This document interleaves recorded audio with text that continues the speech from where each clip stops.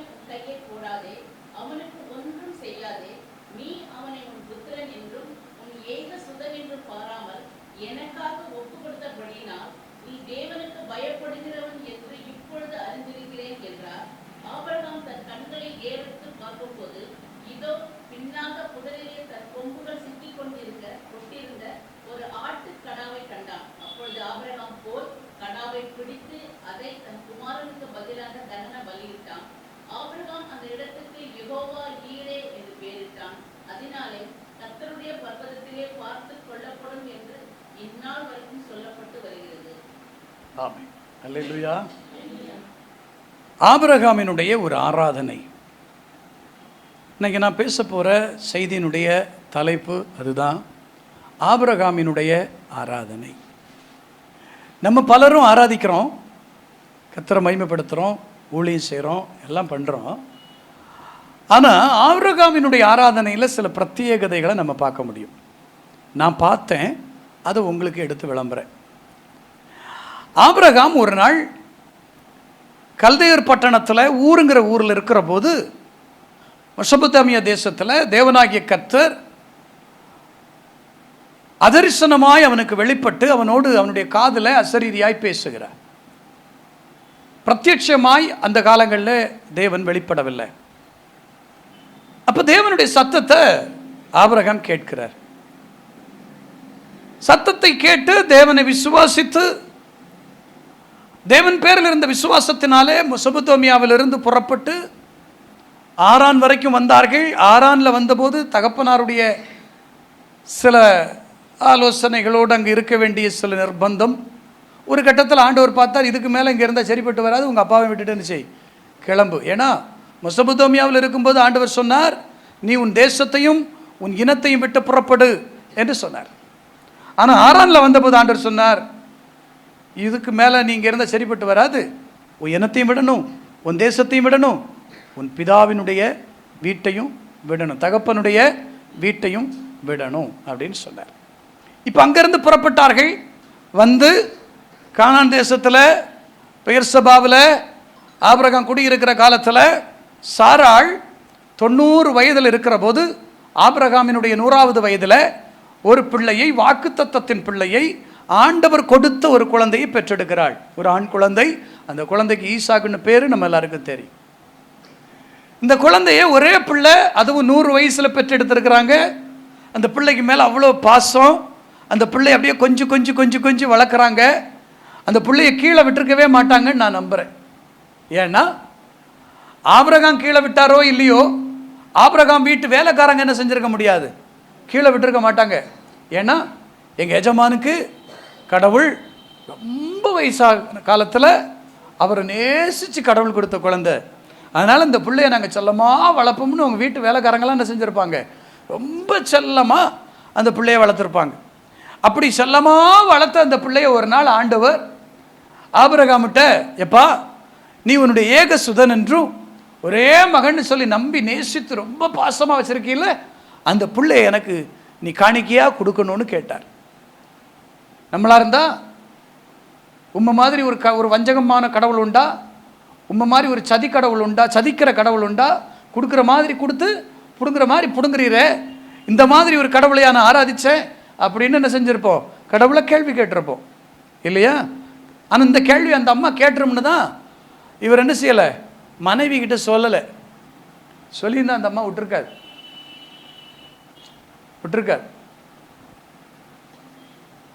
ஒரு தகவலுக்காக உங்களுக்கு சொல்கிறேன். தல்மூது கதைகள்னு ஒன்று இருக்கு. அந்த தல்மூது கதைகளில் இந்த ஆபிரகாமினுடைய குறிப்பாக இந்த சம்பவம் இருக்கு. அதில் என்ன சொல்கிறாங்க அப்படின்னா, ஆபிரகாம் மகனை கொண்டு போய் பலியிட போன உடனே மகன் என்ன பண்ணிட்டான், வீட்டுக்கு அங்கேருந்து தப்பிச்சு வந்த உடனே வீட்டில் வந்ததும் அம்மா கிட்ட சொல்லியிருக்கான். அம்மா கேட்டாங்க, மகனே எங்கேயோ டூரெல்லாம் போனீங்களே, என்னாச்சுன்னு? போமா, டூராக போனாங்க, என்னைய கொல்ல கொண்டு போனார் எங்கள் அப்பா. என்னடா சொல்கிற? ஆமாம்மா, கொண்டு போய் இந்த கிழமை என்னைய கொல்ல பார்த்தாமா அப்படின்னு அந்த பையன் சொல்ல, உடனே அந்த அம்மா கோவிச்சிக்கின்னு, அட பாவி மனுஷா, இதுக்கு தான் என்கிட்ட கூட ஒரு வார்த்தை சொல்லாமல் ராத்திரி ராமானமாக நின்று விறகெல்லாம் வெட்டி உடச்சிங்கேருந்து கொண்டு போனியா? இந்த பயலை நீ கொஞ்சம் கூட்டிகிட்டு போகும்போதே நான் நினச்சேன். ஆமாம், அதுவும் என்னையை கூப்பிடாமல் அவனை மட்டும் நீ கூட்டிகிட்டு போகும்போதே எனக்கு அப்போவுமே மைல்டாக டவுட் வந்துச்சு. தோத்திரம். ஆமாம், இனிமேல் இதுக்கு மேலே உன் கூட இருக்க மாட்டேன்னு அந்த அம்மா கிளம்பி எப்ரோனுக்கு போனதாக தல்மூது கதைகள் சொல்லுகிறது. கர்த்தருக்கு ஸ்தோத்திரம். நம்ம விஷயத்துக்கு திரும்புவோம். ஆபிரகாமின் இடத்துல கர்த்தர் அந்த பிள்ளைய கேட்கிறார். ஆபிரகாம் தரமாட்டேன்னு சொல்லலை. எபிரேயர்ல வாசிக்கிறோம், ஆண்டவர் கேட்ட அடுத்த நொடியே தன் இருதயத்தில் மகனை பலியாக கொடுத்தான். எடுத்துக்கங்க ஆண்டவரை, நீங்க தந்தது உங்களுக்கு இல்லாமலா? இன்னைக்கு நம்ம பல நேரங்களில் கர்த்தர் நமக்கு தந்ததை கூட நம்ம கர்த்தருக்கு என்ன செய்ய மாட்டோம் இல்லையா? கர்த்தர் நமக்கு தந்ததை கர்த்தருக்கு கொடுக்காவிட்டால் அதில் என்ன இருக்கு?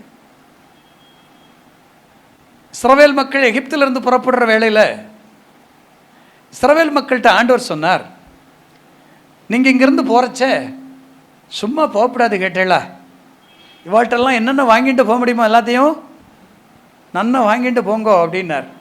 உடனே இவாள்லாம் என்ன பண்ணா தெரியுமா? அங்கேருந்து போகிறச்ச பக்கத்து வீட்டில் பார்த்து வச்சுருந்தெல்லாம் வாங்கிட்டா. புரியுதா உங்களுக்கு? எதிர் வீட்டு லட்சுமி அக்கா, பின்னால் வீட்டு பார்வதி அக்கா, அவள் வீட்டில் இருந்த பாத்திரம், அவள் கழுத்தில் கிடந்த நகை வகை எல்லாத்தையும் என்னென்ன, ஏன்னா 430 வருஷத்தில் கிட்டத்தட்ட 260 ஆண்டுகள் அடிமையாக வேலை பார்த்துருக்காங்க. கொடுமையான வேலை. அதுக்கு என்ன கொடுக்கல அவங்க? சம்பளம் கொடுக்கல. சம்பளம் இல்லாமல் வேலை பார்த்துருக்கான். ஆண்டவர் சொன்னார், இத்தனை வருஷமாக உனக்கு சம்பளம் இல்லைல்ல, நான் தர்றேன் சம்பளம், வாங்கிட்டு போ அப்படின்னு. கொள்ளை பொருளா எல்லாத்தையும் கொள்ளையாடினார்கள் இருக்கு. கொள்ளையிட்டார்கள். பொதுவாக கொள்ளையிடும்போது கொலை பண்ணி தான் எடுப்பாங்க. எப்போவுமே கொள்ளையிடும்போது கொலை பண்ணி வெட்டி குத்தி கொள்ளையிடுவாங்க. இவங்க யாரையும் வெட்டவும் இல்லை, குத்தவும் இல்லை, கொல்லவும் இல்லை. அவங்க என்ன செய்தாங்க? கொள்ளையிட்டார்கள். அப்போ நான் சொல்லுவேன், ஏன் ஆண்டவர் இவங்களை இதெல்லாம் வாங்க சொன்னார்னா, வனாந்தரத்தில் ஒரு நாள் வரும், அன்னைக்கு ஆலயம் கட்ட வேண்டியது வரும். அன்னைக்கு ஆலயம் கட்டும்போது இதெல்லாம் தேவைப்படும். அதனால ஆலயத்துக்கு தேவைன்னு சொல்லும்போது கொண்டு வந்து கொடுக்கறதுக்கு இதெல்லாம் தேவை, வாங்கிக்கோங்க. நான் சொல்ல எத்தனை பேருக்கு புரிஞ்சிச்சு? சிலர்லாம் யோசிக்கிறீங்க, நான் சுக்கா இந்த ஆள் ஏதோ நம்ம காற்றுல கிடக்கிறத பிடுங்கிறதுக்கு பிளான் போடுறேன். பயப்படாதீங்க, நான் காற்றுல கழுத்தில் கிடக்கிறதெல்லாம் பிடுங்கிறதுக்கு நான் பிளான் போட்டு பேசலை. இன்னுமா சோத்திரம். கர்த்தர் தந்தா அது யாருக்கு கொடுக்கணும்? கர்த்தருக்கு கேட்டால் கர்த்தருக்கு கொடுக்கணும். நமக்கு பிள்ளைகளை கர்த்தர் தந்தாரா? நாளைக்கு இந்த பையனை ஊழியத்துக்கு கர்த்தர் கேட்டால் கொடுக்கணுமே வேண்டாமா? பொதுவாக ஊழியத்துக்கு கொடுப்போம். யாரை தெரியுமா? நிறைய வீடுகளில் யாரை ஊழியத்துக்கு கொடுப்பாங்கன்னா, இந்த காலு முடியாமல் வர்றது, இந்த கை சொத்தி வர்றது, இழுத்துட்டு வர்றது, இந்த கேஸெல்லாம் ஊழியத்துக்கு கொடுத்துருவாங்க. ஆமாம், நான் அங்கே வீணத்தை இது பண்ணலை. இந்த மாதிரி ஊனம் இருக்கிறவாள் எல்லாம் என்ன பண்ணுவா? கத்திருக்கான் ஆரோக்கியமாக திடகாத்திரமாக நல்லா படித்து அந்த இன்ஜினியரிங், அந்த எம்பிஏ முடித்தவன், அந்த டாக்டரேட் பண்ணவன், அவன் வேலைக்கு போகணுமா? இந்த கை கால் முடியாதது, பள்ளிக்கூடத்துக்கு போகாமல் ஊரை சுற்றின கேஸு, புரியுதா? எங்கே போனாலும் வேலை கொடுக்காம துரத்தி விட்டுருப்பான்ல, அந்த கேஸு. ஐயா, எங்கே போனாலும் இந்த பையலுக்கு ஒருத்தனும் வேலை கொடுக்க மாட்டேங்க, பேசாமல் நீங்கள் உங்கள் கூட ஊழியத்துக்கு கூட்டுவோங்க. பார்த்துருக்கீங்களா? ஆமாம், அப்படி கொடுப்பாங்க கர்த்தருக்கு.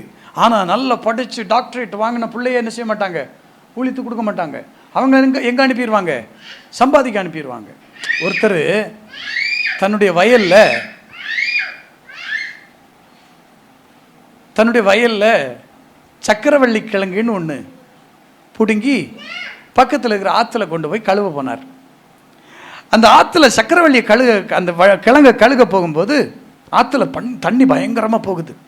அப்படி கழுவிட்டு இருக்கும்போது ஒரு நல்ல கிழங்கு என்ன பண்ணிருச்சு, ஆற்றுல தண்ணியில் போயிடுச்சு. பிடிச்சி பார்த்தாரு, முடியல. கடைசியில் டக்குன்னு ஒரு சத்தம் போட்டார், அல்லேலூயா, ஆற்றுல போனது கர்த்தருக்குன்னு. கையில் இருக்கிறது கர்த்தருக்கு இல்லையா, ஆற்றுல போனது தான் கர்த்தருக்கான். கர்த்தர் உங்களுக்கு தந்த பிள்ளைய நல்லா படிக்க வைக்கணும், நல்லா அறிவாக வளர்க்கணும், கர்த்தருக்கு கொடுத்துடணும். என்ன? ஆமாம், ஊழியத்துக்கு போகிறவன் தானே ஏதோ 7 8 படிச்சுட்டு போனால் போதும். இன்னும் நல்லா படிக்க வைக்கணும். ஊழியத்துக்குன்னு போகிறவனை நல்லா படிக்க வைக்கணும். மற்ற பிள்ளையை விட ஊழியத்துக்கு போகிற பிள்ளையை நல்லா படிக்க வைக்கணும். கர்த்தருக்காக நல்ல வல்லமே அனுப்பணும். ஆமேன்னு சொல்லுங்க பார்க்கலாம். ஆபிரகாம் கேட்குறார், எப்போ அவன் பிள்ளைய கொடு, தரேன்ப்பா, மாட்டேன்னு சொல்ல. இதை தந்த நீங்க தானே. அவனுடைய விசுவாசத்தினுடைய உச்சம் அங்கே வெளிப்பட்டுச்சு. என்ன தெரியுமா, இதை தந்துட்டா அடுத்தது எனக்கு, இதை தர முடியும்னா அடுத்தது எனக்கு தர முடியும். 100 வயசுல ஒரு குழந்தைய தர தேவனால முடியும்னா 110 வயசுலையும் கர்த்தரால் என்ன செய்ய முடியும். ஏன்னா இது மனிதனால் கூடிய காரியம் அல்ல, இது தேவனால் கூடிய காரியம். அல்லையா சொல்லுங்க பார்க்கலாம். ஆபிரகாம் தன் 100வது வயதில் ஒரு பிள்ளையை பெற்றெடுத்தான்னா அது தன்னுடைய பலத்தினால் அல்ல. ஏன் தெரியுமா, 85 வயசுல ஆபிரகாமின் உடல்ல பலன் இருந்துச்சு. ஆபிரகாமின் உடல்ல என்ன இருந்துச்சு, பலன் இருந்துச்சு. 85வது வயசுல 75 வயசுல ஆண்டவர் கூப்பிட்டார். மெசொப்பொத்தாமியாவிலேருந்து புறப்பட்டாங்க. 85வது வயசுல சாரா அம்மாவுக்கு ஒரு சின்ன பிரச்சனை உள்ள வந்து, அந்த அம்மா சும்மா கிடக்காம ஆகாரம் பிடிச்சி கொடுத்து ஆகார்கிட்ட பிள்ளைய பெற்றாங்க. அப்போ ஆபிரகாமின் உடல்ல பலன் இருந்துச்சு. ஆனால் 100வது வயசுல ரோமரின் புஸ்தகம் சொல்லுகிறது, அவன் சரீரம் செத்ததாயிருந்தது. அவன் சரீரம் செத்து போச்சு. இனி சான்ஸே இல்லை, சாத்தியக்கூறுகளே இல்லை, வாய்ப்பே இல்லை. ஆனால் தேவனால் கூடும். உங்க வாழ்க்கையில எனக்கு இது சாத்தியம் இல்லை, இது முடிஞ்சு போச்சு, இனி இது இவ்வளவுதான் நீங்க எழுதி வச்ச விஷயத்துல என் தேவனால ஒரு பெரிய அற்புதத்தை மறுபடி செய்ய முடியும். விசுவாசித்தீங்கன்னா, ஆபிரகாம் விசுவாசித்தான். முடிஞ்சு போச்சுன்னு நினைச்ச இடத்துல தான் வல்லமை வெளிப்பட்டுச்சு. 50% வாய்ப்பு இருக்கின்ற இடத்துல வல்லமை வெளிப்படணும்னு அவசியம் இல்லைங்க. அப்படியே வெளிப்பட்டாலும் அங்கே மகிமை தேவனுக்கு போகாது, டாக்டருக்கு தான் பேர் போகும். ஆனால் 10% தான் காப்பாற்ற முடியும்னு டாக்டர் எழுதுவார் பாருங்க. அந்த நேரத்தில் தேவனுடைய வல்லமை தேவைப்படும். அங்கே வெளிப்பட்டாதாங்க அதுக்கு பேர் வல்லமை. ஆமேன்னு சொல்லுங்க. அப்போது ஆபிரகாமுக்கு ஒரு நம்பிக்கை, தந்தவர் தானே கேட்குறார், கொடுத்துட்றேன்ட்டு கிளம்பிட்டார். கூட்டிகிட்டு மோரியா தேசத்துக்கு வராங்க. 3 நாள் ட்ராவல். இவங்க இருக்கிற பெயர் சபாவில் இருந்து மோரியாவுக்கு வர்றதுக்கு 3 நாள் ட்ராவல். அவங்களுக்கு அன்றைக்கி இருந்த வண்டி கழுதை தான். கழுதை மேலே விறகு கட்டையெல்லாம் அடுக்கி பையனையும் கூட்டிகிட்டு டூருக்கு. பையன் அப்படியே ஊரெல்லாம் சுற்றி பார்த்து, புது ஊரில் அங்கங்கே அப்படியே எல்லாம் பார்த்துக்கிட்டு காடு மேடு வனாந்தரம் இந்த நீர்நிலைகள் எல்லாம் பார்த்து சந்தோஷப்பட்டுட்டு வரான். மோரியாவுக்கு வந்த உடனே வேலைக்காரங்களை கீழே நிறுத்திட்டு மலைக்கு போயாச்சு. மலையில் போய் பள்ளிக்கூடத்துக்கு போகிற வேளையில் பையன் கேட்குறான், ஏன்பா ஆராதனைக்கு வந்திருக்கோமே, ஆராதனைக்கு மிருகம் எங்கப்பா, விறகு இருக்குது, கத்தி இருக்குது, ஏன் நெருப்பும் இருக்குது, ஆராதனைக்கான மிருகம் எங்கப்பா? அது கர்த்தர் பார்த்துக்குவார். அல்லையிலே சொல்லுங்க, கர்த்தர் பார்த்துக்குவார். ஆராதனைக்கு வரும்போது வீட்டுக்குள்ளே 1000 பிரச்சனை இருக்கும் இல்லை? ஆமாம், பல போராட்டம் வீட்டுக்குள்ளே ஓடிட்டு இருக்கோம். அப்போ ஒரே ஒரு வார்த்தை சொல்லிட்டு வாங்க, கர்த்தர் பார்த்துக்குவார். அப்படி சொல்லிட்டு வந்து பாருங்க, நான் சொல்கிறேன், கர்த்தருடைய அற்புதத்தை நீங்கள் பார்ப்பீங்க. ஒன்றையும் நீங்கள் இழந்து போகிறதில்ல. கர்த்தர் பார்த்துக்குவாருன்னு நம்பி வந்த ஒருவரும் இதுவரை ஒன்னையும் இழந்ததில்லை, நீங்களும் இழக்க மாட்டீங்க. ஆமென் சொல்லுங்க பார்க்கலாம். ஆமா, கர்த்தருக்கு ஸ்தோத்திரம். இந்த ஆராதனை வேளையில இவங்க ஆராதனைக்கு போறாங்க, இந்த ஒரு பலி கொடுக்க போறாங்க. இந்த ஆராதனையினுடைய சில பிரத்யேக காரியங்களை மட்டும் நான் உங்களுக்கு எடுத்து சொல்லி ஜெபிக்க விரும்புகிறேன். கர்த்தர் உதவி செய்வார். 22ஆம் அதிகாரம் 12வது வசனத்தை வாசிப்போம்.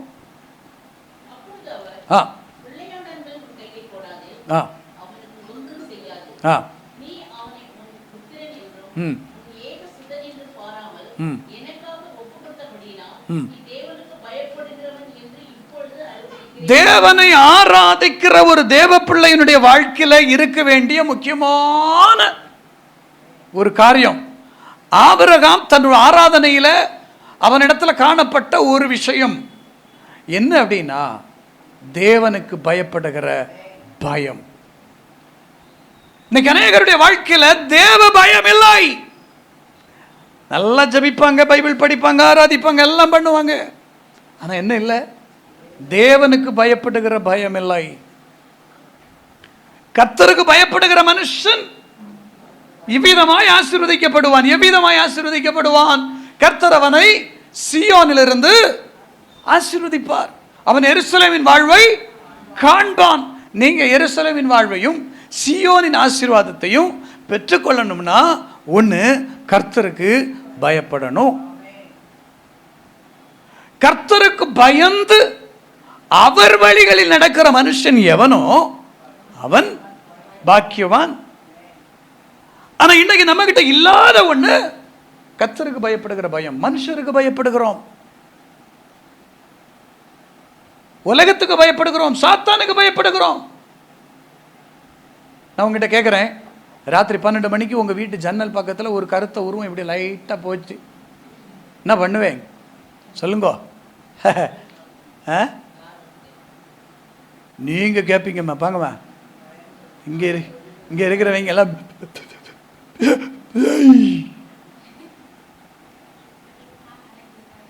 தலையணை அப்படியே அந்த அந்த அந்த அந்த அந்த அந்த போர்வை அப்படியே முகத்தோட சேர்ந்து ஷர்ட்டுன்னு மூடிட்டு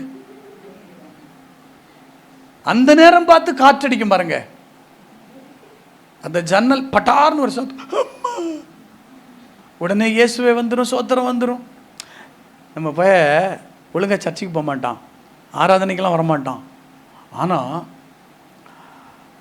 ராத்திரி 12 மணி 1 மணி நேரத்தில் வெளியில் எங்கேயா போயிட்டு அந்த அந்த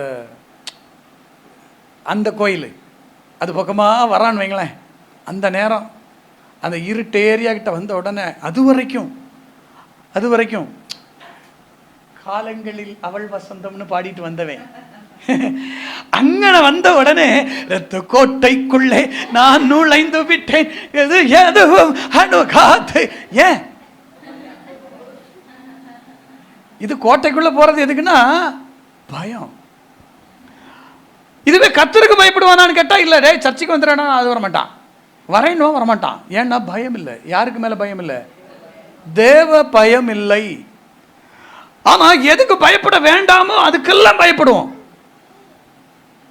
அதுக்கெல்லாம் பயப்படும். ஒரு காய்ச்சல் வந்துடட்டுமே, தொட்டு பாருங்க,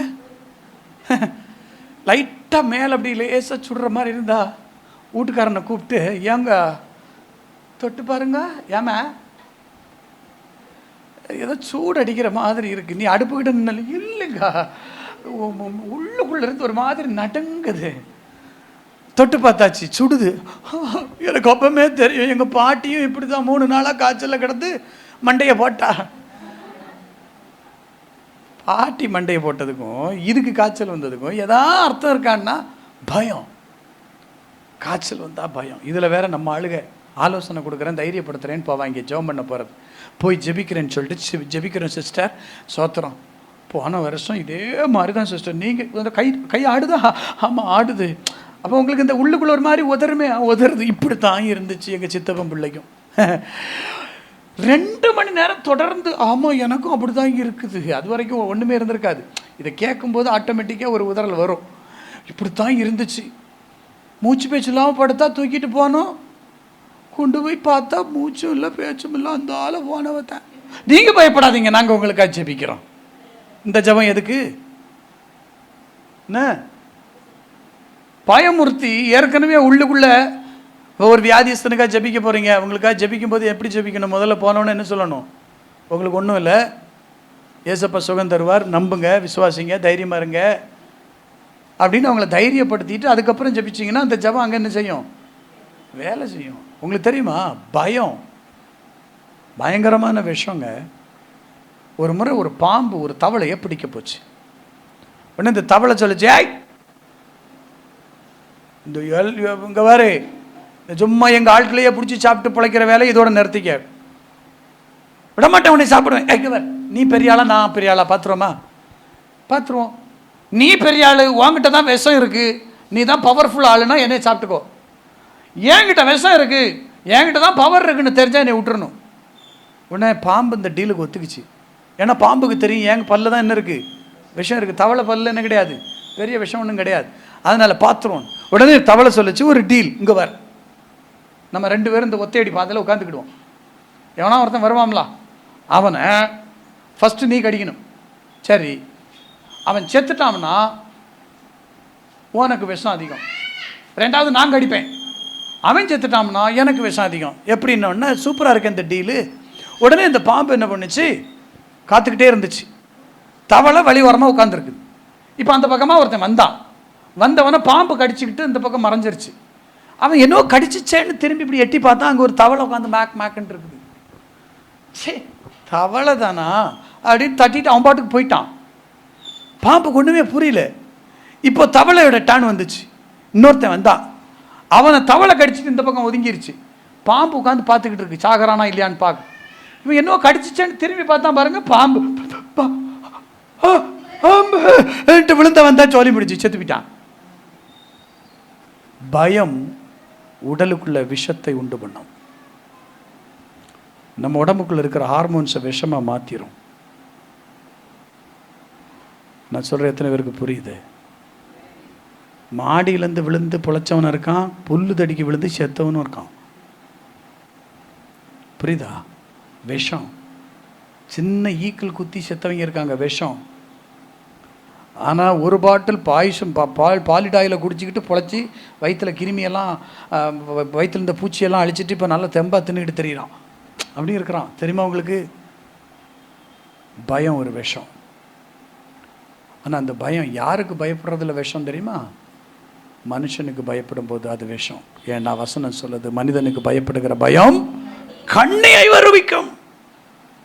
பிசாசுக்கு பயப்படாதிருங்கள், அவனுக்கு எதிர்த்து நில்லுங்கள், அப்பொழுது அவன் உங்களை விட்டு ஓடி போவான். நம்ம இதுக்கெல்லாம் தான் பயப்படுவோம், ஆனா யாருக்கு பயப்பட மாட்டோம்? கர்த்தருக்கு பயப்படுகிற பயம் அது உங்களுக்கு நித்திய ஜீவனை தரும், உங்கள் ஆயுசு நாட்களை பெருக பண்ணும். கர்த்தருக்கு பயந்தா அது விஷம் கிடையாது, கர்த்தருக்கு பயந்தா அது ஆரோக்கியம். அப்ப யாருக்கு பயப்படணும்? இன்னைக்கு ஒரு தீர்மானம் எடுங்க, நான் இனி யாருக்கு பயப்படணும் இல்லையோ, கர்த்தருக்கு பயப்படுவேன், அவருடைய வார்த்தைக்கு பயப்படுவேன். வசனம் சொல்லுகிறது, என் வார்த்தைக்கு நடுங்குகிறவனை நான் நோக்கி பார்க்கிறேன். ஆண்டவருடைய வார்த்தைக்கு கீழ்ப்படிய முடியும்னா ஆண்டவர்களை நோக்கி பார்க்க வல்லவர். அல்லேலூயா சொல்லுங்க. ஆபிரகாம் தேவனுடைய வார்த்தைக்கு பயப்படுகிறவன், தேவனுக்கு பயப்படுகிறவன். அவனுடைய ஆராதனை அங்கீகரிக்கப்பட்டுச்சு. உங்க ஆராதனை அங்கீகரிக்கப்படணுமா? உங்க ஆராதனையில் தேவன் மகிமைப்படணுமா? பயத்தோடும் பக்தியோடும் நடுக்கத்தோடும் அவருக்கு ஆராதனை செய்யுங்க. பயத்துடனே கர்த்தரை சரி, நடுக்கத்துடனே அவர் சந்நிதி முன் களி கூறுங்க. ஆண்டவருக்கு முன்னால பயபக்தியோட இருங்க. இன்னைக்கு பயம் இல்லை. சில மேடைகளெல்லாம் நாடகம் மேடைகளா, நடன மேடைகளா மாறிக்கிட்டு இருக்கு. பிரசங்க மேடைகள் நடன மேடைகளும் கூத்தடிக்கிற மேடைகளுமா மாறிப்போச்சு. ஆட்டமும் பாட்டமும் இன்னைக்கு அதைத்தானே நம்மளும் விரும்புகிறோம். அநேகர் அதைத்தான் விரும்புகிறாங்க. வித்தியாசமான சப்தங்கள், வித்தியாசமான கலர்லாம் வெளிச்சம், லைட்டு. கிளப்புக்கும் சர்ச்சுக்கும் வித்தியாசம் இல்லை. கிளப்பில் எப்படி லைட்டு போட்டு அந்த டிஜே மியூசிக்கெல்லாம் அப்படிங்குது பார்த்துருக்கீங்களா? டிஜே மியூசிக் போடுறான், அது கத்துது. அதே மாதிரியே நம்ம பயிலும் வச்சுக்கிட்டு அதில் நம்ம பிள்ளைகள்லாம் அப்படி கொண்டாடிட்டு வெளியில் வந்து சொல்லுது, என்ன பிரசன்னம் அப்படின்னு. இது பிரசன்னம் இல்லை, இது பிரச்சனம். பிரச்சனம்னா என்னன்னு தெரியுமா? பிரச்சனைன்னு அர்த்தம். நம்ம தமிழ்நாட்டிலேருந்து ஒரு பாஸ்டர் கேரளாவில் வந்து பாட்டு பாடினார். பிரசன்னம் பிரசன்னம் தேவ பிரசன்னம், ஓஹோ பிரசன்னம். இந்த பாட்டை கேட்டுக்கிட்டு இருந்து அந்த மலையாளி பாஸ்டரோட பொண்டாட்டி கேட்டுச்சு, എന്താ അച്ചായ ഈ പാസ്റ്റർ വന്ന നേരം കൊണ്ട് കുറേ പ്രശ്നം എന്ന് പറഞ്ഞുകൊണ്ടിരിക്കുന്നേ. அங்கே பிரச்சனம்னா பிரச்சனைன்னு அர்த்தம். ஆமாம், இங்கே பிரச்சனம், இதுக்கு பிரச்சனத்தை உணரல, பிரச்சனையை உணர்ந்துக்கிட்டு வந்துட்டு இருக்காங்க. அப்போ தேவனை ஆராதிக்கும் போது எப்படி ஆராதிக்கணும்? பயத்தோடு ஆராதிக்கணும். அல்லேலூயா சொல்லுங்க. ஆமாம், நடுக்கத்தோடு களி கூறணும். தேவ சந்நிதியில் வருவது ஒரு பயம் வரணும். சிலருக்கெல்லாம் அவ்வளவு துணிகரம், அவ்வளோ தைரியம். நோ, துணிகரமும் தைரியமும் தேவ சமூகத்தில் காட்டிடாதீங்க. ஆண்டவருக்கு முன்னாடி எப்போதும் பயந்து நடங்க. கர்த்தருக்கு பயந்து அவர் வழிகளில் நடக்கிற மனுஷன் எவனோ அவன். ரொம்ப பயந்துட்டீங்களோ? ரொம்ப பயந்துட்டிய போல இருக்க. தோத்துறோம், கொஞ்சம் தைரியமா இருங்க. என்ன தோத்துறோம்? கர்த்தருக்கு பயந்து அவர் வழிகளில் நடக்கிற மனுஷன் பாக்கியவான். அவன் நீர்க்கால்களின் ஓரமாய் நடப்பட்டு தன் காலத்தில் தன் கனியை தந்து இலை உதிராதிருக்கிற மரத்தை போல இருப்பான். வம்சம் தலைக்கும். அவன் செய்வதெல்லாம், என்ன பிசினஸ் பண்ணாலும் இந்த ஆளு முன்னேறிக்கிட்டே இருக்கான் ஐயா அப்படின்னா அவன் கர்த்தருக்கு பயப்படுறான்னு அர்த்தம். அப்போ ஒரு கேள்வி வரும், அம்பானியும் அதானியும் தொட்டதிலெல்லாம் கோடி கோடியாக எடுக்கிறாங்களே, எந்த கர்த்தருக்கு பயப்படுறாங்க? இந்த இடத்துல தான் கவனிக்கணும்.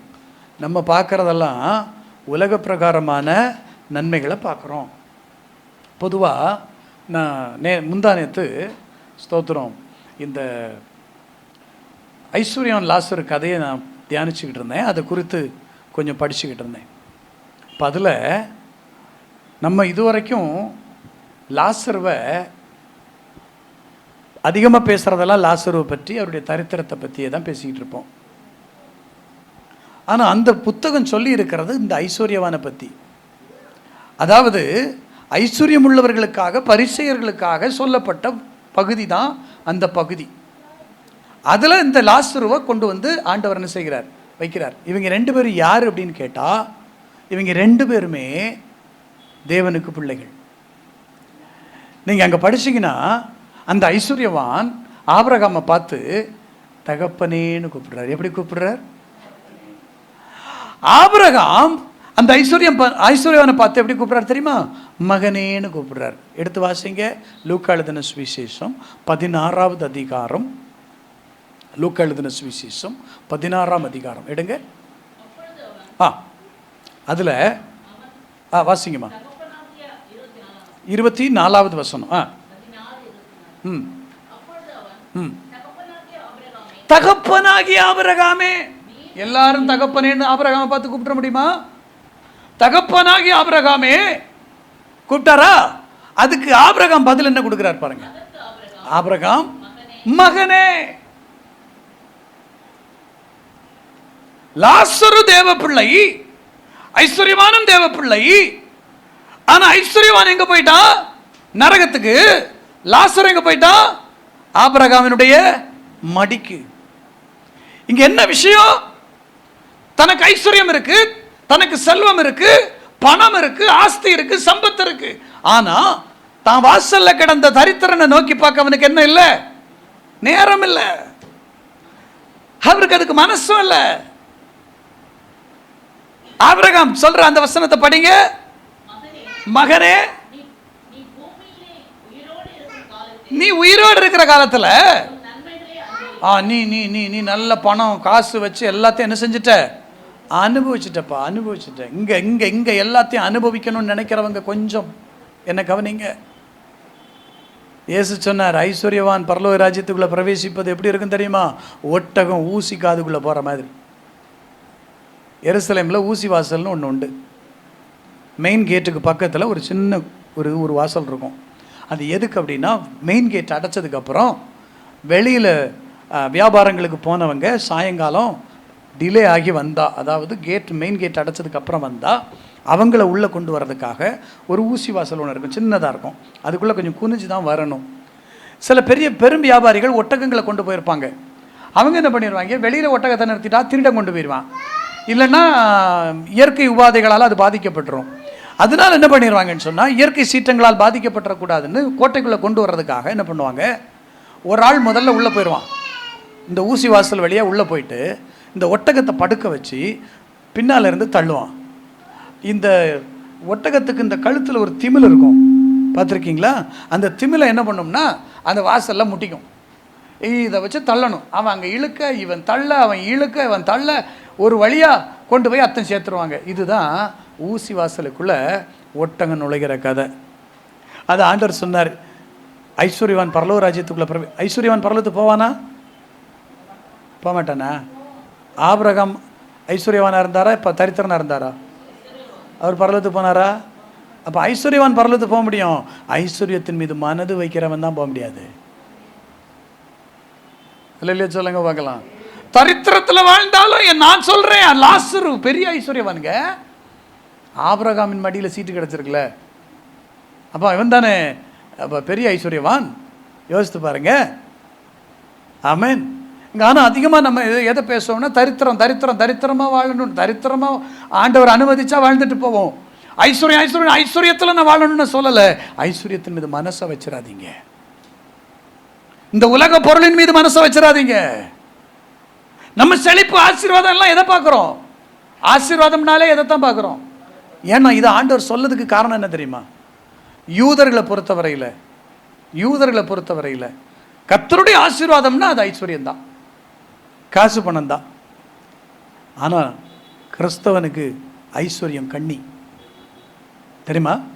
கிறிஸ்தவனுக்கு ஐஸ்வர்யம் உத்தரவாதம், உக்ரானத்துவம். ஏன்னா வசனம் சொல்லுது, எவனிடத்தில் அதிகமாய் கொடுக்கப்பட்டதோ அவனிடத்தில் அதிகமாய் கேட்கப்படும். அதிகமாக தந்தாரா, அப்போ கணக்கு கேட்பார், கணக்கு கொடுக்கணும். உங்களுக்கு தந்ததை நீங்கள் எவ்வளவு செலவு பண்ணீங்க, யாருக்கு செலவு பண்ணீங்க, எதற்காய் செலவு பண்ணீங்க, கணக்கு கொடுக்கணும். அப்போ ஐஸ்வர்யவான் ஆகிறவன் கொஞ்சம் கவனிக்கணும், கணக்கு ஒப்புவிக்கணும். இது புதிய ஏற்பாட்டு வாழ்க்கை.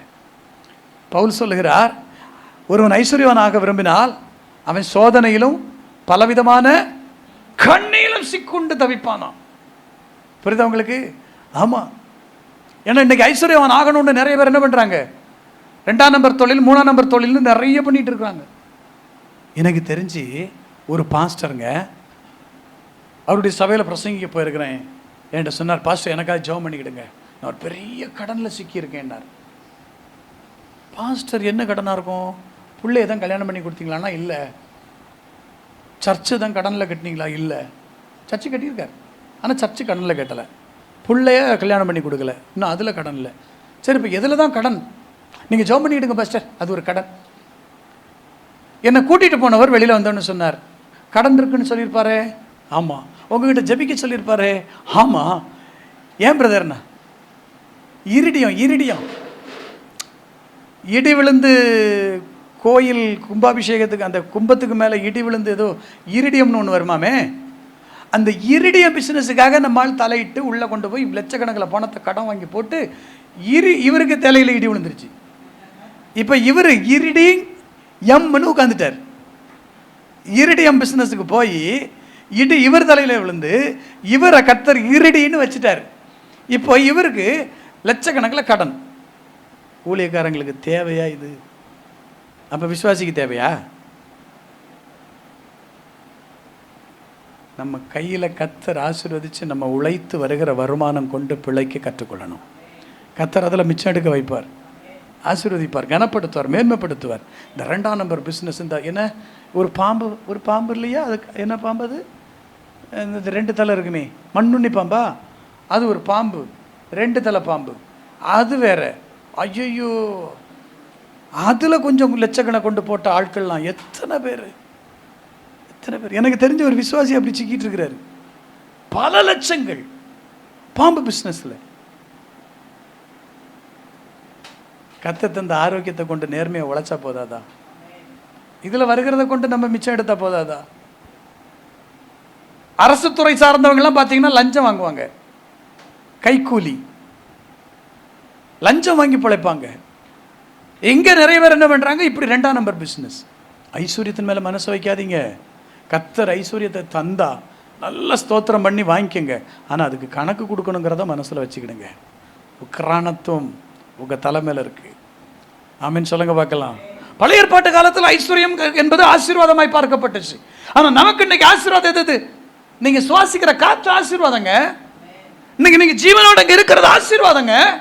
உங்களுக்கு நித்தியத்தில் ஒரு பங்கு வைக்கப்பட்டிருக்கிறது, அது ஆசீர்வாதங்க. கர்த்தர் வந்தா அவரோடு போவேங்கிற ஒரு நம்பிக்கையை தந்திருக்காரு பத்தியா, அது ஆசீர்வாதங்க. இந்த ஆசீர்வாதம் எத்தனை பேருக்கு இருக்கு? இன்னைக்கு ஆண்டவர் வந்தா நான் அவரோட போவேங்கிற திட்ட நம்பிக்கை எத்தனை பேருக்குள்ள இருக்கு? நீங்கள் ஆசீர்வதிக்கப்பட்டவர்கள். இந்த ஆசீர்வாதத்தை தேடுங்க. முதலாவது அவருடைய ராஜ்யத்தையும் அவருடைய நீதியையும் தேடுங்கள். அப்பொழுது இவைகள் எல்லாம் உங்களுக்கு கூட கொடுக்கப்படும். உங்களுக்கு இதெல்லாம் தேவைன்னு உங்கள் பரமபிதா அறிந்திருக்கிறார். வீடு வேணும், கார் வேணும், பங்களா வேணும்னா அது உங்களுக்கு தேவை என்றால், அது தேவை என்பதை பரலோகத்தின் தேவன் அறிந்திருக்கிறபடியால் தேவையானதை தேவையான வேளையில தேவையான அளவுக்கு தர அவர் போதுமானவர். விசுவாசிங்க. அல்லேலூயா. ஆமா. அப்போ கர்த்தருக்கு பயப்படுகிற மனுஷன் ஆசீர்வதிக்கப்படுவான். அதுல எந்த மாற்று கருத்தும் இல்லை. ஆபிரகாம் ஆசீர்வதிக்கப்பட்டான். அவனுடைய வேலைக்காரன் போய் சொல்றான், 16ஆம்ல பெத்துவேல் வீட்டில் போய் நின்றுட்டு சொல்றான், ஐயா நான் அந்த இடத்த படித்த போது என் உள்ளத்தை தொட்ட ஒரு செய்தி அங்கே இருக்கு. 16ஆமுக்கு வரும்போது எலையாசார் ரொம்ப காலம் ஆபிரகாமோடு இருந்ததுனால ஆபிரகாமனுடைய குடும்ப சரித்திரம்லாம் தெரியும்.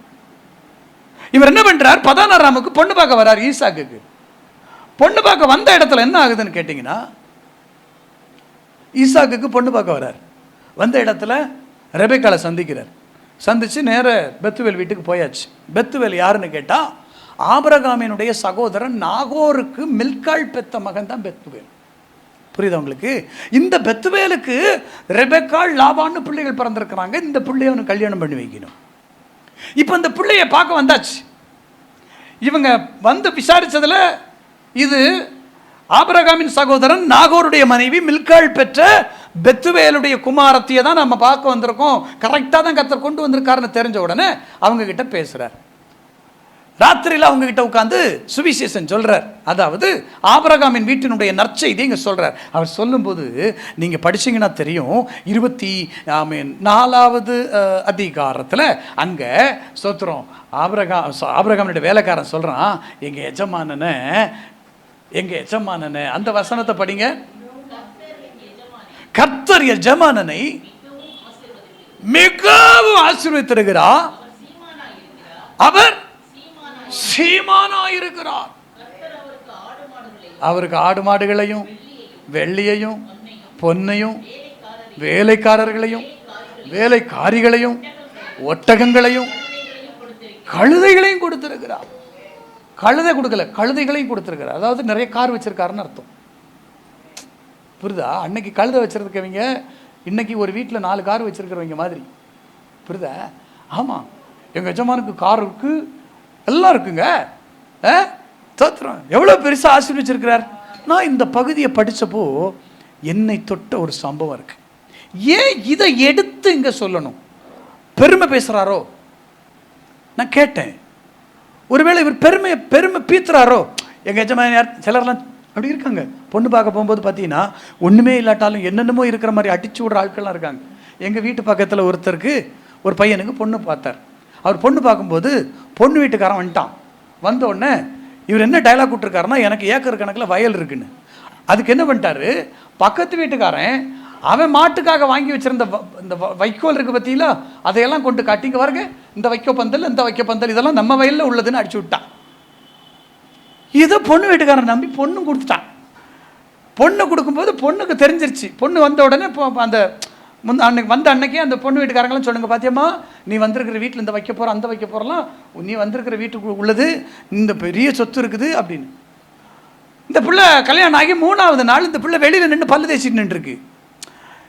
வந்த 3வது நாள் அது வெளியில் நின்று பல்லு தேய்ச்சிட்டு நின்றுருக்குது. பக்கத்து வீட்டுக்காரர் போய் என்ன செஞ்சிருக்காரு, வைக்கோலை பிடிங்கி மாட்டுக்கு போட்டுருக்காரு. சண்டைக்கு போயிடுச்சு. ஏங்க நான் கல்லுப்பிள்ள மாதிரி நின்றுட்டு இருக்கேன், என்கிட்ட ஒரு வார்த்தை கூட கேட்காம நீங்கள் பாட்டுக்கு பிடுக்குறீங்கன்னா என்னத்துக்கு? ஏன் வீட்டு வைக்கல பிடுக்கிறதுக்கு வாங்கிட்ட யார் கேட்கணும்? நீ யாருன்னு கேட்க கடைசியில் சண்டை வந்துருச்சு. விசாரித்து பார்த்தா இந்த ஆள் என்ன பண்ணியிருக்கிறாரு, அடுத்தவன் வீட்டை வைக்க போகிற காட்டி என் பையனுக்கு பொண்ணை கொடுங்கன்னு பொண்ணை கேட்டிருக்கிறாரு. எவ்வளோ பெரிய அக்கப்போர் பற்றியில. இந்த மாதிரி பொண்ணு கேட்குற ஆட்கள்லாம் நிறைய இருக்கிறாங்க. இல்லாததெல்லாம் அடித்து விட்டு பொய்யா. அதனால தான் பொண்ணு கொடுக்குறவங்க பசங்களை தெரியல நல்லா விசாரிக்கணும். என்னம்மா ஆமாம் அங்கே இருக்குது இங்கே இருக்குன்னுலாம் சொன்னால் உடனே அதையும் இதையும் நம்பி கல்யாணம் ஒத்துக்கக்கூடாது. என்ன அது உண்மைதானா? படிச்சிருக்கான்னு சொன்னால் நான் டிகிரி முடிச்சிருக்கேன், உண்மையில டிகிரி தானே பாருங்கள். இல்லை 10ஆம் கிளாஸ் தான் படிச்சிருக்கேன், போதும்னா போதும். 10ஆம் கிளாஸ் படித்தவனை கட்டினாலும் தப்பு கிடையாது. ஆனால் அதுக்காக 10ஆம் கிளாஸ் படிச்சுக்கிட்டு நான் வந்து டாக்டருக்கு முடிச்சிருக்கேன்னு சொல்லி ஏமாத்தாமலா? அதை நீங்கள் விசாரிச்சுக்கணும். அதுக்கப்புறம் கல்யாணத்துக்கு அப்புறம் நான் டாக்டர்னு நம்பி கல்யாணம் பண்ணேன், கடைசியில் பார்த்தா இவர் 10ஆம் கிளாஸில் ஃபெயிலு. இந்த டைலாக்லாம் நம்மகிட்ட வரக்கூடாது. பொண்ணு கொடுக்குறவங்க போய் விசாரிக்கணும். எனக்கு தெரிஞ்ச ஒரு பாஸ்டர், என்னுடைய நண்பர் தான், தோத்திரம், அவர் போய் தன் பிள்ளைக்கு பொண்ணு கொடுக்குறேன்னு ஒரு ஊழியக்காரனுக்கு விசாரிக்காமல் எடுக்காமல் டப்புன்னு கொடுத்துட்டாரு. இப்போ கல்யாணம் கொடுத்துட்டு இப்போ டைவர்ஸுக்கு நிற்கிறாரு. காரணம் என்னன்னு கேட்டேன். அதுக்கு அவர் சொன்னார் பாருங்க, ஐயா ஒரு டைலாக் சொன்னார். என்ன தெரியுமா? அந்த பாஸ்டருக்கு அந்நிய பாஷை பேச மாட்டேங்கிறாரு. கட்டி கொடுத்த பையன் அந்நிய பாஷை பேசலை, அதனால் நான் டைவர்ஸ் பண்ணி என் பிள்ளையை கொண்டு போய் அந்நிய பாஷை பேசுகிற பாஸ்டருக்கு கட்டி கொடுக்க போகிறேன். கேட்க நல்லா இருக்குல்ல? இந்த மாதிரி ஆளுகளெல்லாம் பிஞ்ச விளக்கு மாத்தில் சாத்தணும், சாதாரண விளக்கு மாத்தில் சாத்தப்படாது. கொடுக்கறதுக்கு முன்னே யோசிக்கணும். கொடுத்ததுக்கப்புறம் டைலாக் என்னன்னு, அபிஷேகம் இல்லையா அவருக்கு, அவர் அந்நிய பாஷை பேசலையாம். அந்நிய பாஷை பேசலை, அபிஷேகம் இல்லை. சரி அப்போ என்ன பண்ணணும்? அபிஷேகம் அந்நிய பாஷையெல்லாம் அங்கே அந்த லயோலா காலேஜில் போய் படிச்சுட்டு வர்றதா? இல்லை கேம்பிரிட்ஜ் யூனிவர்சிட்டியில் போய் படிச்சுட்டு வந்தால் பேசுவாங்க அந்நிய பாஷை? பரிசுத்தாவியை பெற்றா பேசிட்டு போகிறான், கரெக்டா?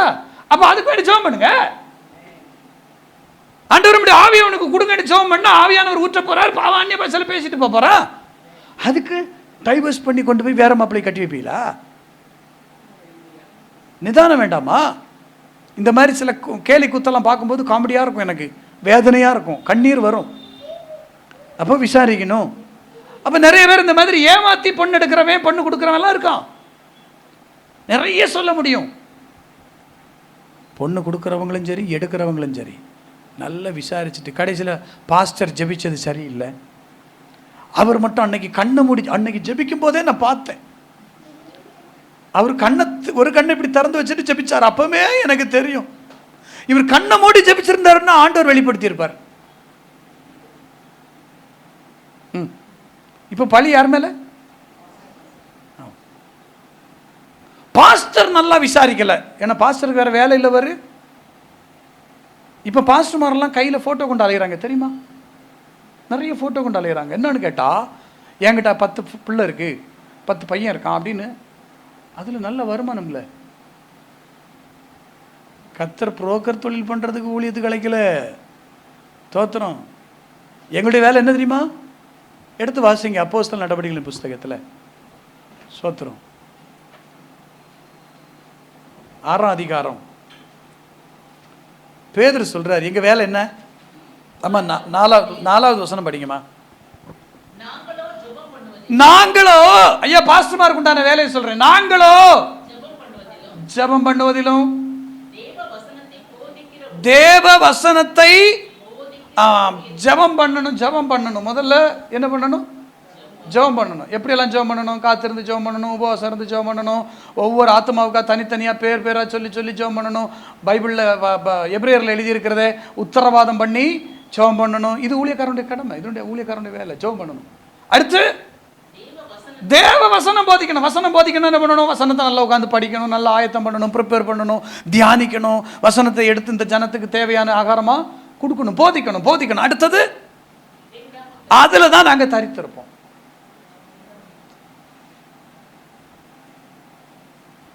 பொண்ணு வீட்டுக்காரனை பொண்ணு விசாரிச்சுக்கிட்டு, மாப்பிள்ளை வீட்டுக்காரனுங்க மாப்பிள்ளை விசாரிச்சுக்கிட்டு, அதனால என்ன ஆகுது? கடைசியில் பாஸ்டர் பேர் நாறுது. இது இங்கே பிரச்சனை வரும்போது எல்லாத்துக்கும் யார் தான் காரணம்? இந்த பாஸ்டர் தான் காரணம். இந்த பாஸ்டரை போஸ்டரில் கொண்டு போய் வச்சிடணும். அப்ப என்ன கவனிங்க, ஆபிரகாமுக்கு வீட்டில் வந்து எலியாசார் பேசும்போது அவர் பேசுறாரு, எங்க எங்க எஜமான கடவுள் என்ன செஞ்சிருக்காரு. நான் முதல்ல இப்படி தான் பார்த்தேன், ஒருவேளை டயலாக் விடுறாரோ பீத்துறாரோ இவர். அப்போ தான் ஒன்று தெரிஞ்சிச்சு. ஆண்டவர் சொன்னார், ஆவியானவர் எனக்கு ஒன்று கற்றுக் கொடுத்தார். அவன் பீத்தலை, அவன் ஒரு முக்கியமான விஷயத்தை சொல்கிறான், உத்து கவனின்னு. அங்கே கவனிச்சப்போ தான் எனக்கு ஒரு விஷயம் தெரிஞ்சிச்சு. எனக்கு வெளிப்படுத்தப்பட்ட ஒரு வெளிப்பாடை சொல்கிறேன். என்ன தெரியுமா?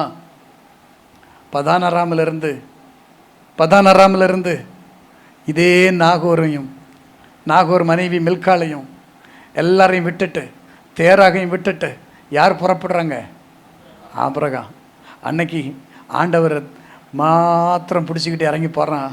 அப்போ இந்த அண்ணன் தம்பி சொல்லியிருப்பான், இந்த நாகூர் சொல்லியிருப்பான், இங்கே வர்றா, இது வரைக்கும் நாங்கள் அங்கே ஊர்லேருந்து கல்தையர் பட்டணத்துலேருந்து வந்தோம் உன் கூட. அப்பாவும் வந்தார். இங்கே வர ஆண்டவர் சொன்னார்னு அப்பாவையும் விட்டுட்டு என்னையும் விட்டுட்டு எல்லாரையும் குடும்பத்தை விட்டுட்டு நீ போய் பிச்சை எடுப்ப. உனக்கு ஒரு ஊர் தெரியாது, உனக்கு நீ போகிற ஊரில் யாரையும் தெரியாது. அப்பாவுக்கு 4 ஊர் தெரியும், அப்பாவை கூட்டு போ. நீ போற ஊர்ல 4 பேரை தெரியாது, பொழைக்க தெரியாது. உனக்கு ஏற்கனவே உனக்கு பொழைக்க தெரியாது. நீ பொழைக்க தெரிஞ்சிருந்தா தல்முது கதைகளில் சொல்லியிருக்குங்க. தேராக வந்து சிலைகளை விற்கிறவராம். அங்கே சிலை விற்கிற போது ஒரு நாள் ஆபிரகாம் என்ன பண்ணாராம் தெரியுமா? பொழைக்க தெரியாதுங்கிறதுக்கு கதை சொல்கிறேன், தல்முது கதைகளில் இருக்கு. ஆபிரகாம் தேராகனுடைய வீட்டில் அப்பா சொன்னாராம், டேய் எல்லாத்தையும் பார்த்துக்க, நான் வியாபாரத்துக்கு போயிட்டு வர்றேன். அப்பா போன இந்த கேப்பில் ஆபிரகாம் என்ன பண்ணாராம் தெரியுமா? எல்லா சிலைகளுக்கும் பாயாசம் பண்ணி பொங்கல் பண்ணி கொண்டு போய் வச்சிருக்கார். எல்லாம் வச்சுட்டு நடுவில் ஒரு பெரிய சிலை இருந்திருக்கு, சாமி சிலை. எல்லா சிலைக்கும் கொண்டு போய் பொங்கல் வச்சுட்டு எல்லாரும் சாப்பிடுங்கன்னு இருக்கார். ஒன்றும் சாப்பிடுங்கன்னு இருக்கார். சாப்பிடல. கோவத்தில் கம்பெடுத்து எல்லாத்தையும் போட்டு சாத்தி எல்லாம் உடச்சி போட்டார். இப்போ அப்பா வந்து பார்க்குறாரு, பாவி என்னடா என் பொழப்பை கடுத்து போட்டிருக்க, எல்லாம் உடஞ்சி வாங்க பாருங்க. நான் ஒன்றுமே பண்ணல. அப்புறம் இந்த பெரிய சாமி நான் எல்லாத்துக்கும் சாப்பாடு வச்சேன், ரைட்டு. உடனே இந்த பெரிய சாமி நடுவில் இருக்கிற பெரிய சாமின்னா அந்த பெரிய சாமி இல்லை, இங்கே இருக்கிற இந்த பெரிய சாமி, இந்த சாமி சொல்லிச்சு எல்லாரும் வரிசையாக அப்படியே ஜெபம் பண்ணிட்டு சாப்பிடுங்க பாப்போன்னு சொல்லிச்சு. இங்கே இருக்கிற சின்ன சாமியெல்லாம் என்ன செய்யலை, சாப்பிடலை. உடனே இது கோவம் வந்து கம்பு எடுத்து எல்லாத்தையும் அடித்து மண்டையை உடச்சி எல்லாம் மாறி அடித்து உடஞ்சி கிடக்குறாங்க. தல்முது கதைகள் இருக்கு. அவன் சொல்லியிருப்பான், அங்கே பாரு உனக்கு பொழைக்க தெரியாது, நீ அன்னைக்கு அப்பா கூட இருந்து ஒழுங்கா செலவித்து அப்பா கூட நின்று பிசினஸ் பண்ணியிருந்தா இன்னைக்கு நீயும் ஊர்ல பேர் வாங்கின ஒரு பிசினஸ் மேனா மாறி இருக்கலாம். அதை கேட்காம இந்த பெந்த கொசுக்காரன் கூட போறேன், இந்த ஆவியானவர் கூட்டத்துக்கு போறேன், இந்த ஆவியில நிரம்ப போறேன், இந்த ஆவிக்குரிய கூட்டத்துக்கு போறேன். அங்க என்ன இருக்கு? அங்க சர்ச்சும் கிடையாது, ஒண்ணு கிடையாது, ஒரு வீட்டுக்குள்ள உட்காந்து கூடி ஆராய்ச்சிட்டு இருக்கான். அவன் கூட்டத்துக்கு போறேன், அங்க போய் நீ ஒண்ணு இல்லாம போற பாத்துக்க அப்படின்னு தோத்துறான். அண்ணன் சபிச்சு அனுப்பி இருப்பான். போன போய் போற அழைத்தவர் கர்த்தர், அவரை நம்பி போறேன்னு நம்பி இறங்கி வந்தான். ஆனா கர்த்தர் அவனை கைவிடல, ஆசீர்வதிச்சார். அதனாலதான் அண்ணங்கிட்ட வந்த உடனே பெத்து வெளியிட்ட, நீங்கெல்லாம் நினைக்கிற மாதிரி எங்க எஜமா கடவுளை நம்பி இறங்கி வந்து தெருவில் நிக்கல, கடவுளை நம்பி இறங்கி வந்து பிச்சை எடுக்கல, கடவுளை நம்பி இறங்கி வந்ததுனால தரித்திரன் ஆகல, அவரை நம்பி வந்ததுனால அந்த கர்த்தர் அவரை சிவனாக்கி இருக்கிறார், அவனை மிகவும் ஆசீர்வதித்திருக்கிறார். இன்னைக்கு ஆபிரகாம் பெரிய சீமான் ஒட்டகம் இருக்குது, ஆடு மாடு இருக்குது, வேலைக்காரன் இருக்கா, வேலைக்காரி இருக்கா, கழுதைகள்லாம் இருக்கு. கர்த்தரை நம்பினவர்களை ஒரு நாளும் கைவிட மாட்டான். இதுக்கெல்லாம் என்ன காரணம் தெரியுமா? பயம். யாருக்கு பயப்படணும்? கர்த்தருக்கு பயப்படணும். அவருடைய வார்த்தைக்கு, அவருடைய வசனத்துக்கு, அவருடைய சத்தியத்துக்கு, அவருடைய உபதேசத்துக்கு பயந்து கீழ்ப்படிந்து நடந்து பாருங்களேன். ஆமென். ஆயுசு பெருக பண்ணுவார், ஆரோக்கியத்தை பெருக பண்ணுவார், நன்மையை கட்டளையிடுவார், உயர்வை தருவார். வேலையில் வேலை செய்கிற இடத்துல கம்பெனியில் உயர்வு வரும் பிரதர். உங்களுக்கு கர்த்தருக்கு பயப்படுங்க, கர்த்தர் உங்களை ஸ்திரப்படுத்துவார், உங்களை உயர்த்துவார், மேன்மைப்படுத்துவார். ஆண்டவரால் கூடாத காரியம் இந்த உலகத்தில் ஒன்றுமே இல்லைங்க. கர்த்தருக்கு ஸ்தோத்திரம். ஏன் பயந்தான்? ஏன்னா அவர் யாருன்னு அவனுக்கு தெரியும். தீமோத்தேயுக்கு பவுல் எழுதுகிற போது 2 தீமோத்தேயு 1:12 சொல்லுகிறது,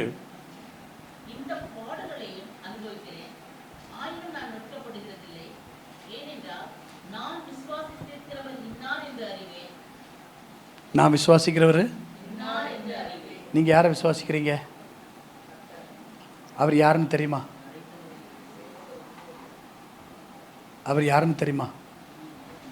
நான் ஒரு உண்மையை சொல்லட்டா? நம்ம கிறிஸ்தவங்க எல்லாம் சில ஒரு மூட நம்பிக்கையில் இருக்கிறோம். ஆண்டவருக்கு கொடுக்க மட்டும்தான் தெரியும், எடுக்க தெரியாதுன்னு. இயேசு ஒரு ஓமை சொன்னார். உங்களுக்கெல்லாம் ஞாபகம் இருக்கா? ஒருவன் ஒரு எஜமான இடத்துல 500 பணம் கடன் பெற்றிருக்கிறான். அவனை கூப்பிட்டு அவர் கேட்குறார், எப்போ நீ கடன் வாங்கினே ஒரு 500 பணம்? ஆமாம் சார். நீ இன்னும் திருப்பி கொடுக்கவே இல்லை? ரொம்ப கஷ்டம் சார், பிஸ்னஸும் ரொம்ப உடஞ்சி போச்சு, வீட்டில் பொண்டாட்டிக்கும் உடம்புக்கு முடியல, அடிக்கடி ஆஸ்பத்திரின்னு அலைஞ்சே நாங்கள் காசு பணம்லாம் செலவாகி போய் எடுத்து வைக்க எங்களுக்கு திருப்பி அடைக்க வழி இல்லாமல் இருக்கும் ஐயா. அப்படியா? சரி, ஓகே. பிள்ளைகளுக்கு உடம்பு சரியில்லை, பொண்டாட்டிக்கு உடம்பு சரியில்லை, குடும்பத்தில் தரித்திரம், பிஸ்னஸ் உடஞ்சி போச்சுங்கிற. சரி, ஒன்று பண்ணு, நீ அந்த காசை என்ன செய்ய வேண்டாம், தர வேண்டாம், போ, நான் மன்னிச்சு விட்டேன். 500 பணங்க, 500 ரூபாய் இல்லை, 500 பணம் விட்டார். இவர் வெளியில வந்தா அவர்கிட்ட 50 ரூபா கடன் வாங்கின ஒருத்தன், வேற 50 பணம் கடன் வாங்கின ஒருத்தன் நேர போய், இங்க வா, யாக்கோ, என்னண்ணே நீ போன மாசம் என்கிட்ட ஒரு 50 பணம் அவன் கடன் வாங்கினீல? ஆமனே. எங்கடா? அண்ணே தரலாம் தானே எடுத்து வச்சிருந்தேன், வாடகைக்காரர் வீட்டுக்காரர் வந்து வாடகைக்கு பிடிக்கிட்டு போயிட்டாருனே, நான் என்னென்ன பண்ணுறது, அடுத்த மாதம் இப்போவே பணத்தை வை, இப்போவே என் பணத்தை வைடான்னு கழுத்தை பிடிச்சி நெரிச்சு அவனை கொண்டு போய் போலீஸ் ஸ்டேஷனில் கொடுத்துட்டானா. காவல்காரர் வசம் ஒப்படைத்தான் இருக்கு. எப்படிங்க? காவல்காரன் பக்கம் கொண்டு போய் கொடுத்தான் அப்படின்னா போலீஸ்காரங்கிட்ட கொண்டு போய் ஒப்படைச்சிட்டான். இந்த தகவல் அப்போ அப்படியே அரசல் புரசலம் எங்கே வந்துருச்சு? இவனுக்கு ஒருத்தன் கடன் மன்னிச்சு விட்டான் பாருங்க, 500 பணம் அவனுக்கு போயிடுச்சு. அவர் உடனே ஆள் விட்டு நம்ம சகோதரர் ஈசாக்க வர சொல்லுங்க. ஈசாக்கு பிரதர் பைக் எடுத்துட்டு டப்ப டப்ப டப்ப டப்ப டப்பான்னு சந்தோஷமாக போகிறார். போய் ஐயா கத்தருக்கு சொத்துரு உள்ளே வரும்போது அவருக்கு ஒரு சந்தோஷம் என்ன தெரியுமா? நம்ம ஓனரு நம்ம வாங்கின கடன் பணத்தை 500 பணத்தை பண்ணியிருக்கார். அப்போ இவனுக்கு மனசுக்குள்ள ஒரு கற்பனை, ஜஸ்ட் எனக்குள்ள இருந்து வருது அந்த கற்பனை. என்ன பைபிளில் இல்லை, ஒரு கற்பனை. இப்போ ஈசாக்கு பிரதர் அப்படியே வரார் கற்பனையில். என்னென்னு தெரியுமா? நான் காலையில் சொன்னேன் இந்த மாதிரி எங்கள் வீட்டம்மாக்கு உடம்பு சரியில்லை, பிள்ளைகளுக்கு முடியல, வீட்டில் பிஸ்னஸ் உடஞ்சி போச்சுன்னு, கடன் அடைச்சிட்டார், கடன் வேண்டான்ட்டார். அப்போ அவருக்கு கடவுள் அவருக்கு உள்ளத்தில் பேசியிருப்பார் போல். அவர் கூப்பிட்டு என்ன செய்வார், எப்படியும் நமக்கு பிஸ்னஸுக்கு ஒரு 2 லட்ச ரூபா தருவார் அப்படின்னு இவர் பயங்கர கற்பனையில் வந்தார். வந்த உடனே இந்த மாதிரி கேள்விப்பட்டனே, நாமனே 1 மாதமாக தராமல் அலைஞ்சான். ஏண்டா உனக்கு நான் 500 பணம் மன்னிச்சனே, உனக்கு 50 பணம் கடன் வாங்கினவனை மன்னிக்கவனால முடியலை, நீ இந்த பணத்தை கொடுத்து தீக்காமல் போகக்கூடாதுன்னு அவனையும் அவன் குடும்பத்தையும் தூக்கி எங்கே ஓட்டாங்க? ஜெயிலில் ஓட்டாங்களாம். அர்த்தம் கொடுத்த மன்னிப்பை திரும்ப எடுக்கவும் அந்த எஜமானுக்கு அதிகாரம் உண்டு. உங்களுக்கு எனக்கும் தந்ததை திரும்ப விடுங்க தேவனால் முடியும். சொல்கிற புரியுதா? தேவன் இன்னார் என்று அறிந்தால் நமக்குள்ள பயம் வரும். யாருன்னு தெரியாதனால தானே நம்ம இன்னும் பயப்படாமல் தைரியமாக துணிஞ்சு பாவம் செய்கிறோம், துணிஞ்சு பொய் பேசுகிறோம், துணிஞ்சு திமிரா நடக்கிறோம், துணிஞ்சு கழுத்தை துலுக்கி தலையை துலுக்கி கழுத்தை நெரித்து, எப்படி கழுத்தை நெரித்து தலையை துலுக்கி அப்படி நடக்கிறாங்கல்ல. ஏன்? பயம் இல்லை. ஆபிரகாமின் இடத்துல பயம் இருந்தது. அவன் ஆசீர்வதிக்கப்பட்டான், அவனுடைய ஆராதனை அங்கீகரிக்கப்பட்டது.